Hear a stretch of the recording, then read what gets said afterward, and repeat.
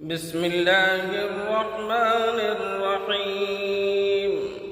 وأما من خاف مقام ربه ونهى النفس عن الهوى فإن الجنة هي المأوى۔ اس آیت کریمہ کے اندر اللہ تعالی اپنے بندوں سے فرما رہے ہیں کہ جو شخص بھی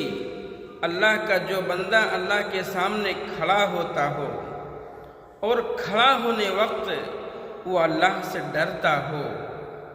وَنَهَى النَّفْسَ عَنِ الْهَوَىٰ، اور وہ اپنے برے خواہشوں کی پیروی نہ کرتا ہو، فَإِنَّ الْجَنَّةَ هِيَ الْمَأْوَىٰ، تو ایسے لوگوں کا ٹھکانہ یقیناً جنت ہے۔ ہمیں اللہ کے سامنے جو کھڑا ہونا ہے تو ڈر کے کھڑا ہونا ہے، اس لیے کہ ہمارے دل میں یہ ڈر ہو کہ اللہ مجھے دیکھ رہا ہے۔ بظاہر میں اللہ کو نہیں دیکھ رہا ہوں مگر اللہ تعالیٰ مجھے دیکھ رہا ہے، اور پھر انسان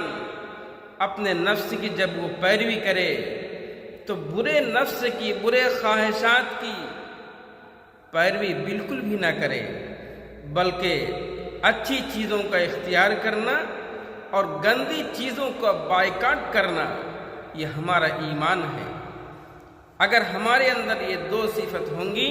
تو اللہ تعالیٰ کا وعدہ ہے کہ ایسے لوگوں کا ٹھکانہ یقیناً جنت ہے، جنت ہے، جنت ہے، اور ایسی جنت ہے جس کو کسی آنکھ نے دیکھا نہیں، کسی آنکھ نے دیکھا نہیں۔ وہ عیش و آرام کی زندگی جو کبھی انسان دیکھنا کیا